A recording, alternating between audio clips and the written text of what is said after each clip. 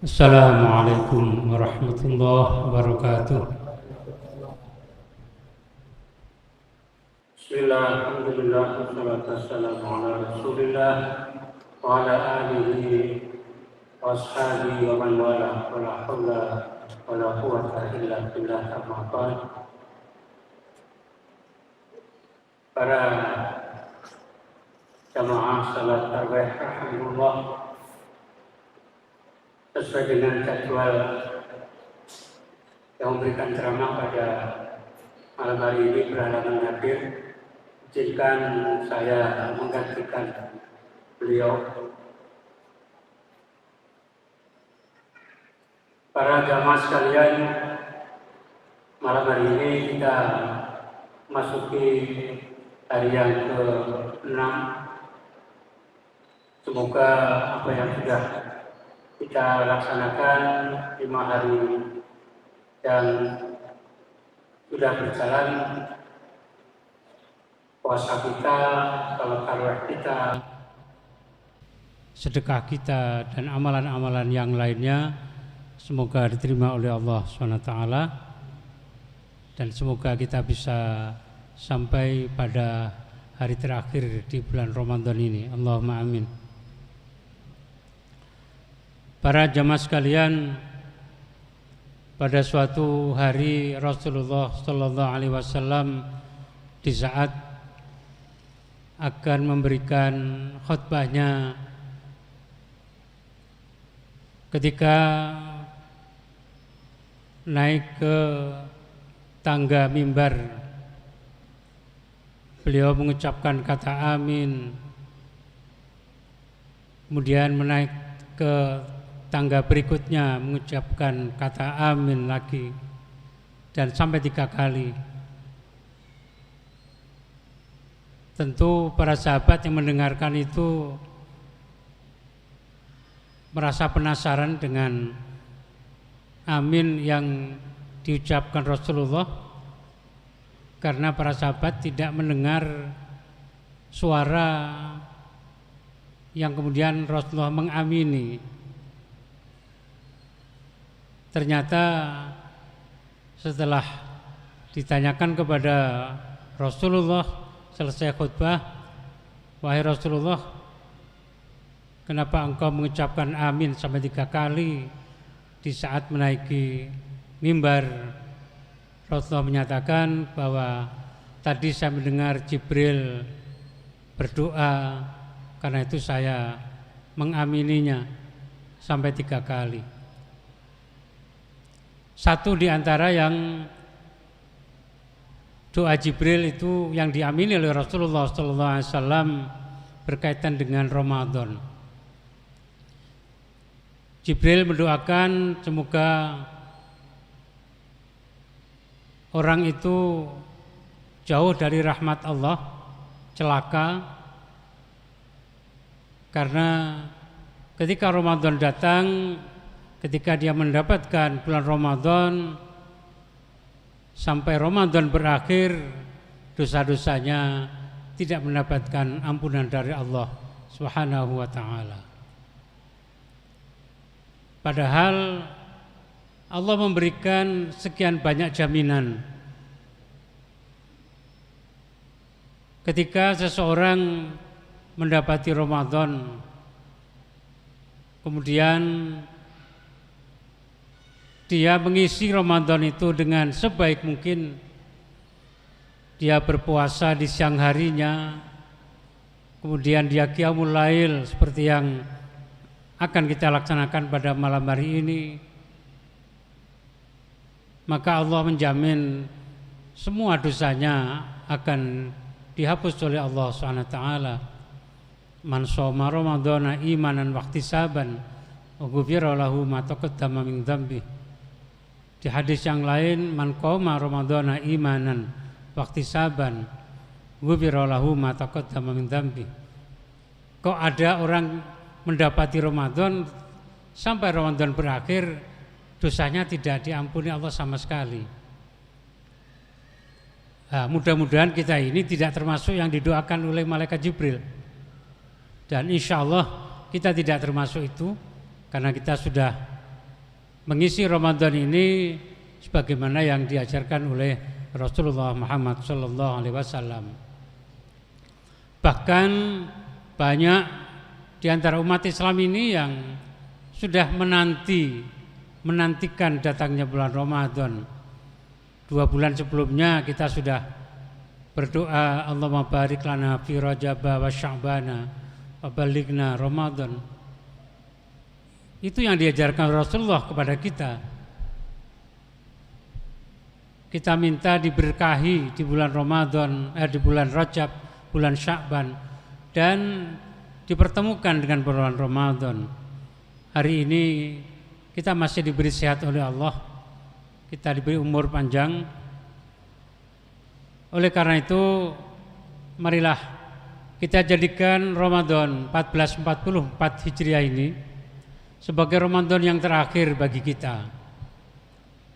Karena tidak ada yang bisa menjamin tahun depan kita masih ketemu dengan Ramadan lagi. Banyak saudara-saudara kita yang Ramadan kemarin tarawih bersama kita, hari ini sudah tidak ada lagi. Bahkan beberapa hari sebelum Ramadan beliau harus menghadap kepada Allah. Kawan kita Pak Sarnuji yang biasa jamaah di sini, kira-kira 2 minggu yang lalu sudah mendahului kita. Pak Joko Santoso bahkan Ramadan hari ketiga kemarin. Kemudian hari berikutnya Ibu Endang Purwanti kemarin pagi. Sehingga kita pun yang hari ini masih sehat, tidak ada jaminan kalau kita nanti bisa sampai mengakhiri Ramadan. Karena tidak ada yang tahu dan tidak akan ada yang pernah diberitahu kapan kita akan mati. Oleh karena itu, monggo kita jadikan Ramadan tahun ini sebagai Ramadan yang terakhir. Kalaupun tahun depan kita masih diberi umur panjang oleh Allah dan diberi sehat dan kita ketemu dengan Ramadan lagi, tentu kita bersyukur kepada Allah Subhanahu wa taala. Tapi itu kita tidak bisa memastikan. Oleh karena itu, kalau kita sudah berharap untuk bisa ketemu dengan Ramadan tahun ini, Ramadan ini ibaratnya adalah tamu yang ditunggu-tunggu. Kalau tamu yang kehadirannya sudah ditunggu lama, tentu ketika hadir akan disambut dengan sambutan yang spesial, sambutan yang berbeda dengan tamu-tamu yang lain. Oleh karena itu, marilah kita gunakan waktu yang kita miliki ini untuk semuanya bisa terisi dengan ibadah kepada Allah, baik ibadah-ibadah maghdoh maupun ibadah-ibadah yang bersifat sosial kemasyarakatan. Karena Ramadan ini adalah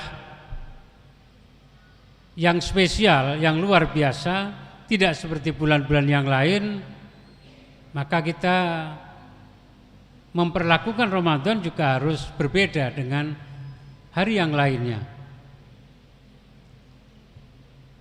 Bagi kita yang sudah biasa dan sudah istiqomah membaca Al-Quran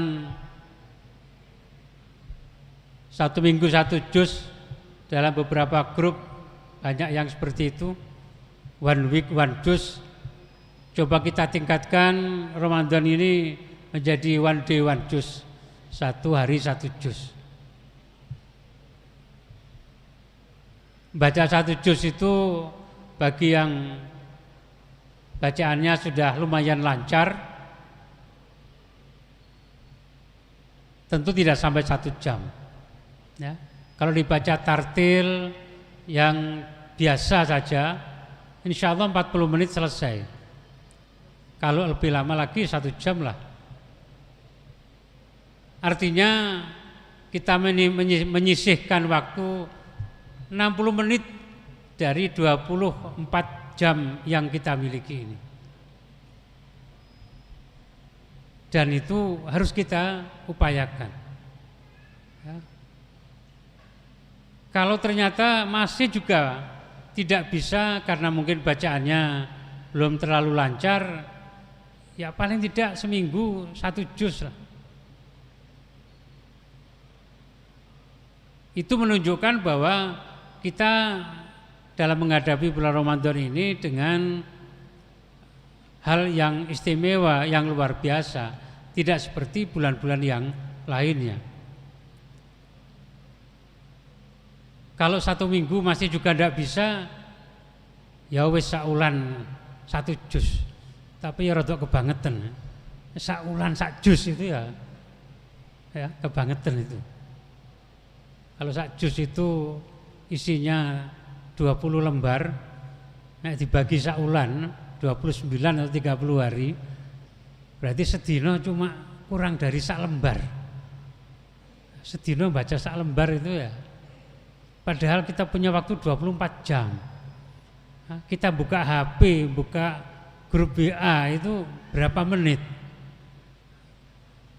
Karena itu harus kita upayakan, ya, bagi yang muda-muda terutama minimal 1 minggu 1 juz minimal. Kalau bisa 1 hari 1 juz, sehingga kita punya target 1 bulan Ramadan ini bisa khatam sekali.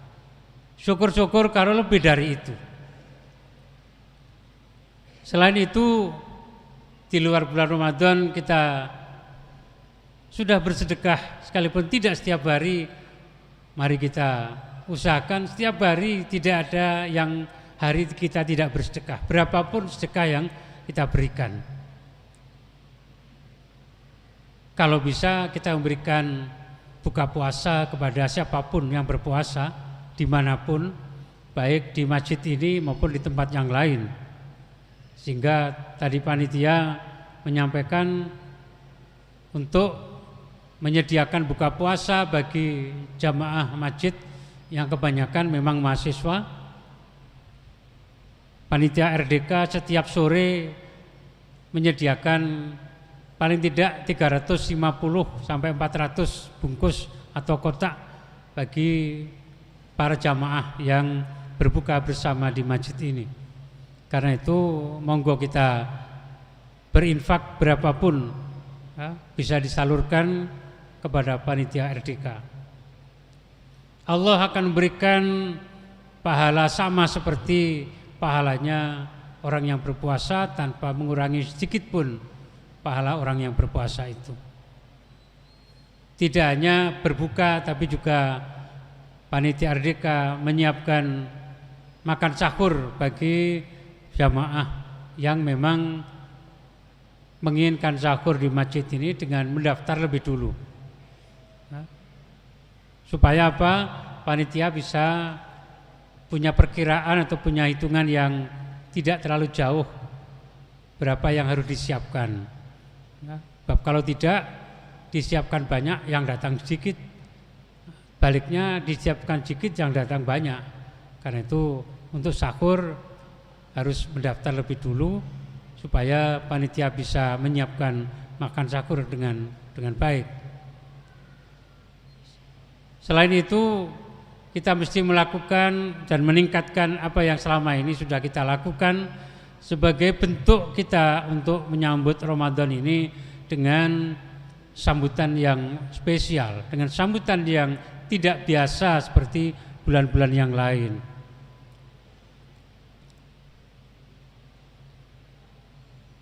Bagaimana kita bisa menggembirakan orang lain dengan senyuman kita, dengan wajah kita yang tidak terlihat cemberut, misalnya ketika kita berinteraksi, bercengkerama, kita ngomong dengan orang lain dan seterusnya. Itu semuanya adalah bagian dari upaya kita untuk bisa mengisi bulan Ramadan ini dengan sebaik mungkin, supaya nanti kita tidak menyesal ketika kita sudah keluar dari bulan Ramadan. Bisa jadi kemudian ada rasa penyesalan, kenapa kemarin pada saat Ramadan 1 bulan saya tidak melakukan, tidak mengisinya dengan amalan-amalan yang spesial sebagaimana spesialnya bulan Ramadan itu. Padahal saya diberikan waktu yang begitu banyak, diberikan kesempatan yang begitu banyak. Sehingga selain kita melakukan aktivitas-aktivitas rutin kita, baik sebagai mahasiswa, sebagai dosen, sebagai karyawan atau tendik, kita melakukan yang sebaik mungkin dengan penuh tanggung jawab dan keikhlasan hanya untuk mengharap ridho dari Allah SWT. Di sela-sela kita bekerja, kita upayakan juga kita isi dengan banyak berzikir, kita membaca ayat-ayat Al-Quran, supaya kita nanti tidak menyesal ketika kita keluar dari bulan Ramadan, tidak memperlakukan Ramadan dengan perlakuan yang istimewa, yang spesial itu. Semoga Allah memberikan kekuatan, memberikan pertolongan kepada kita sehingga kita bisa menyelesaikan Ramadan ini dengan sebaik mungkin. Puasa kita betul-betul tidak hanya sekedar menghindarkan diri dari dahaga dan lapar, juga hubungan biologis dengan istri suami, tapi betul-betul kita bisa menjauhkan dari semua hal yang bisa menghapuskan nilai kebaikan dari puasa kita ini. Semoga Allah terus memberikan keberkahan dan rahmatnya kepada kita semuanya, sehingga ketika kita keluar dari bulan Ramadan, betul-betul kita akan menjadi manusia yang fitrah, kembali kepada kesucian sebagaimana bayi yang dilahirkan dari rahim ibunya. Demikian yang saya sampaikan, mudah-mudahan ada manfaatnya. Wallahul muwaffiq. Assalamualaikum warahmatullahi wabarakatuh.